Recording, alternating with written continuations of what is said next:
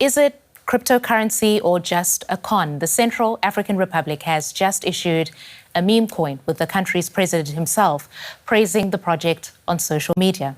Faustin Archange Touadera is following in the footsteps of other world leaders, specifically US President Donald Trump, who also issued a meme coin, as did his wife Melania.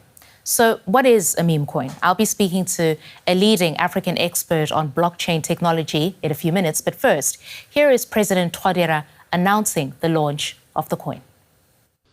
Mes chers amis du monde entier, je suis professeur Faustin Archange Touadera, président de la République centrafricaine.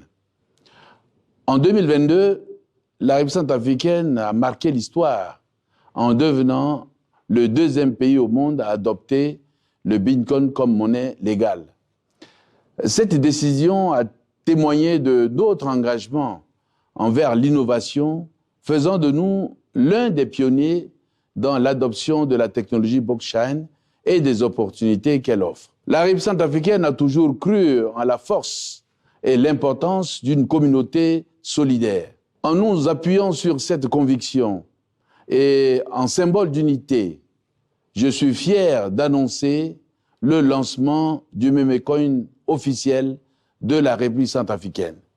Je vous invite tous à nous rejoindre pour célébrer ce nouveau chapitre passionnant. As President Touadera mentioned, the Central African Republic has been a cryptocurrency trailblazer. Back in 2022, the country became only the second worldwide to adopt Bitcoin as legal tender, alongside the CFA franc. But this new meme coin's own website sets out some interesting details under frequently asked questions. At the end is small print saying, quote, "The meme coin is not intended to function as an investment, security or financial instrument of any kind, has no intrinsic value, and should not be viewed as a financial asset." Now, our correspondent in the Central African Republic is Zigoto Chaye Chameni. He's been gauging reaction to the new meme coin in the capital. Here in Bangui, President Touadera has been praising what he calls the success of the Central African Republic's meme coin. He's promising that some of the proceeds will be used to benefit the people of the country, which is one of the poorest in the world. He's highlighted a school which he says would be renovated with funds generated from the launch. But here on the streets, people are largely unaware of the country's new crypto. I don't know about meme coins. This is the first time I'm learning about it. I don't know anything about it. Heard some news on the radio, but I don't know. Meme coin? I don't know meme coin. I've never heard of it. I don't even know what it is. What is meme coin?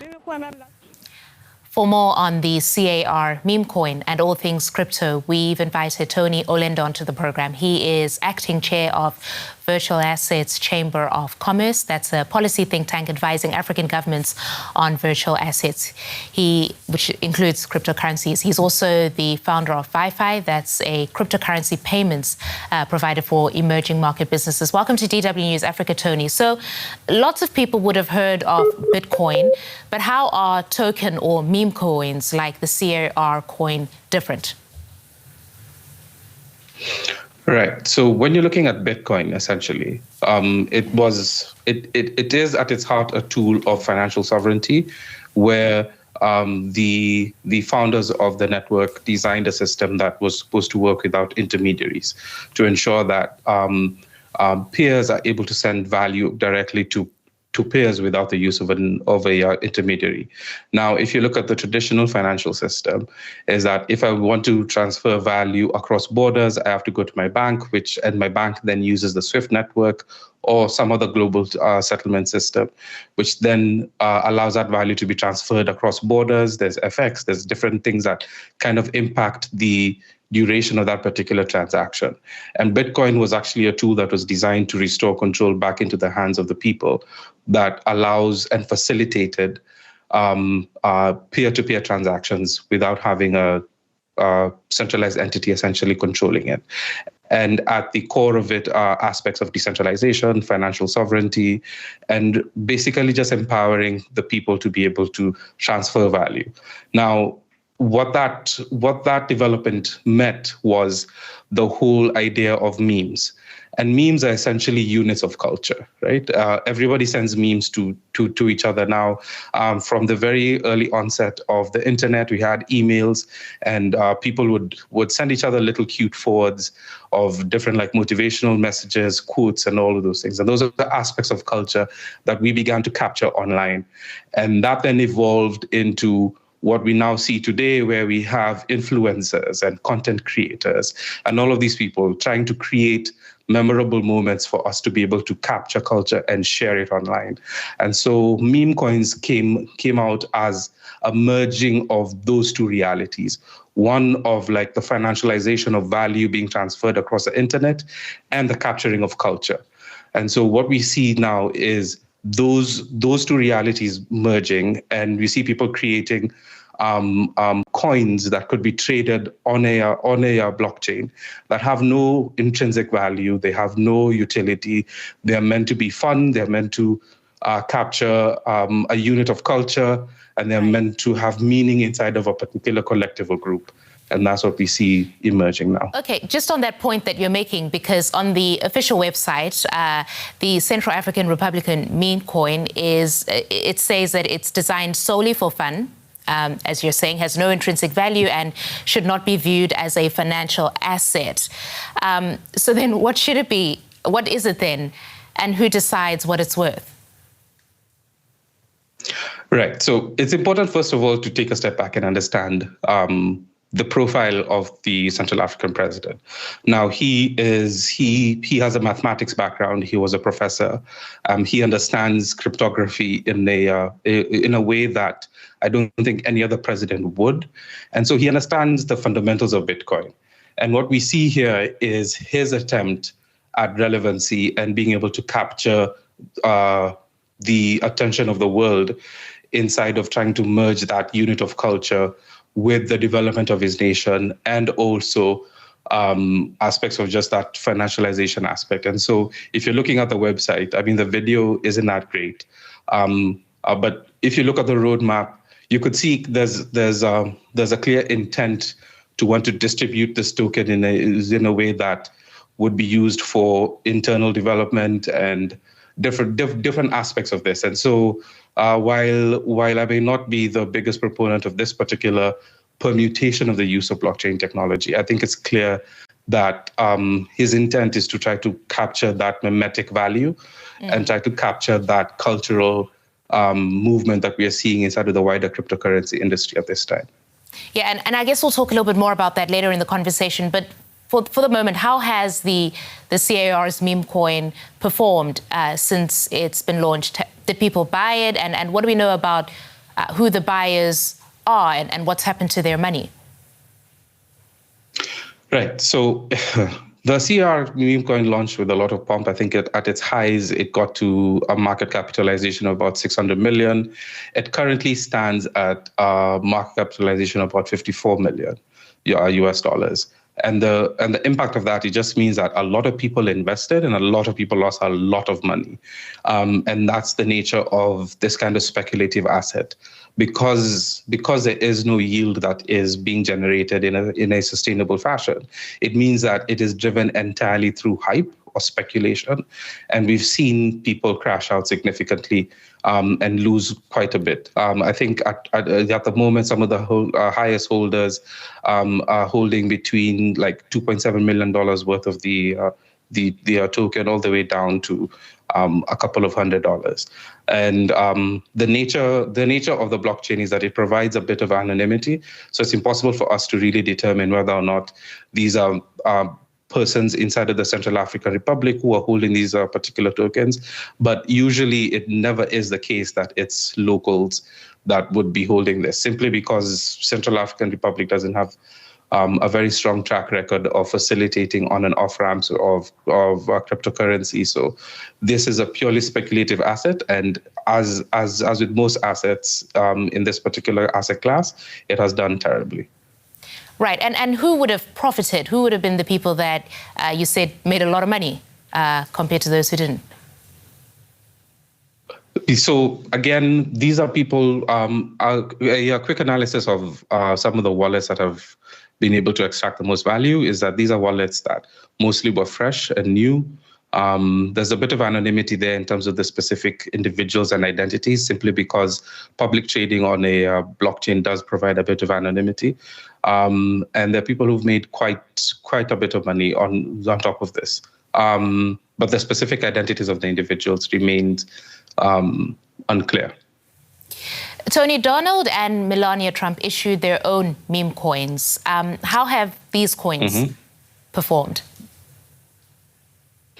So if you're looking at the Donald and the Melania Trump meme coins, I think at its height, the value of the Donald Trump meme coin was close to $75, which is unheard of for this particular asset class. And then soon afterwards, we had the Melania Trump coin launch. And we're talking about together, both of them having market capitalizations of upwards of 60 to 70 billion of US dollars at their heights.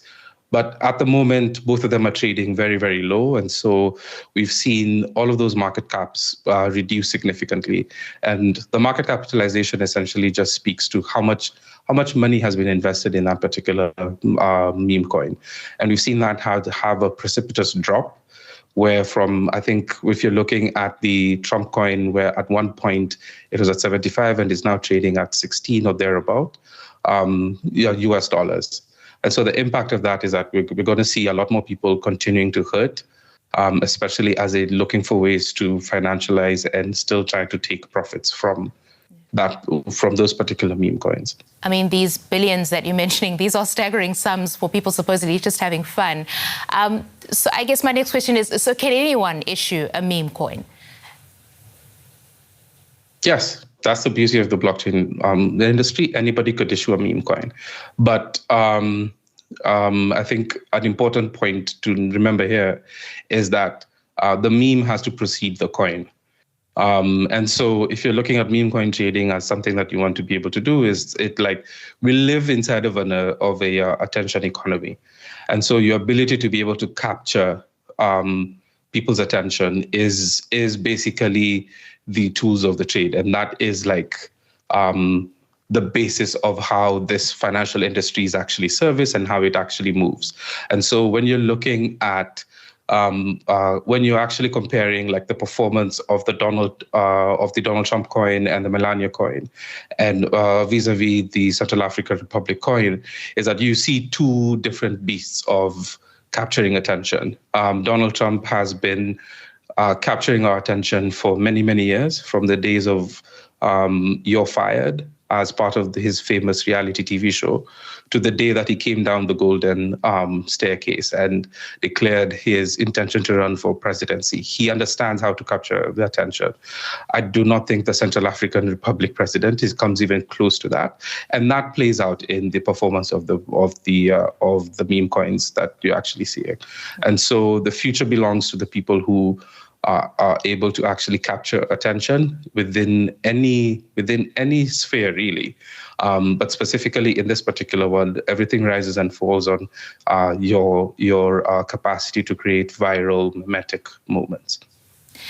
Now, legal experts have raised concerns about these token coins, that they could serve as a vehicle for bribery, for corruption, particularly in the case of politicians. Do you share that concern?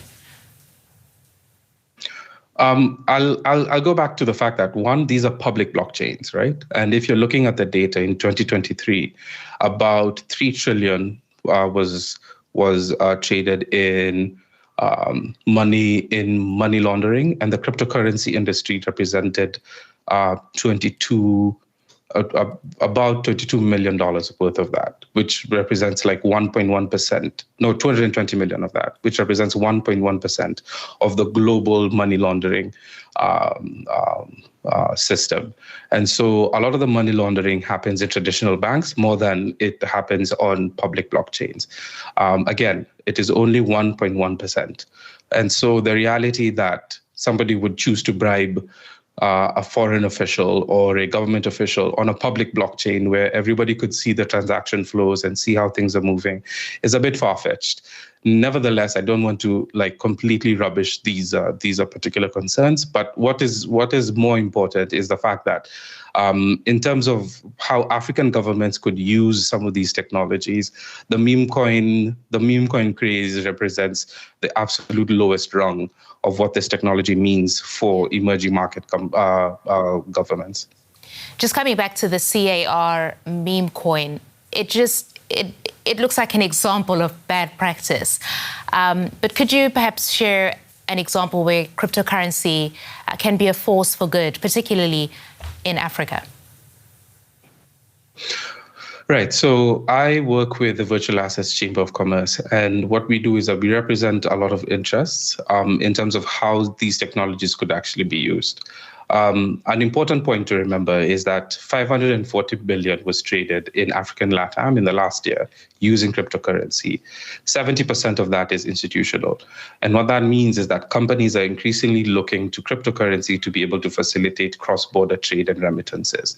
So we are seeing adoption rising to the tunes of hundreds of billions that are being driven by African merchants and Latin American merchants across the world. And so that's an important segment that we have to begin to look at. Additionally, for multinational corporations that are actually operating inside of different jurisdictions, we are seeing a lot of them turning to cryptocurrency to use for the repatriation of funds. Crucially, Starlink, which has a very aggressive direct-to-consumer strategy, they are using cryptocurrency to be able to repatriate funds back to the US, compared to the SWIFT system that becomes a far more capital-efficient means to be able to actually repatriate funds. Beyond that, we are seeing a lot of different foreign remittance companies essentially use cryptocurrency to be able to actually transfer value. So the way that it's worked before is that we had traditional remittance companies such as Western Union and the World Remit and the rest of them who have agent-based systems, and those are very extractive. Additionally, now we have different fintechs that have emerged, and they have kind of like a Flintstone level of efficiency where they have settlement accounts inside of different countries. And whenever value is transferred to them, they then issue a payment order inside of a given jurisdiction. And the use of cryptocurrency now allows for that value to be transferred directly from the user to the intended recipient. And so for remittances, it actually creates a very good channel. But the most important and the most significant use of some of this technology is really around the tokenization of assets.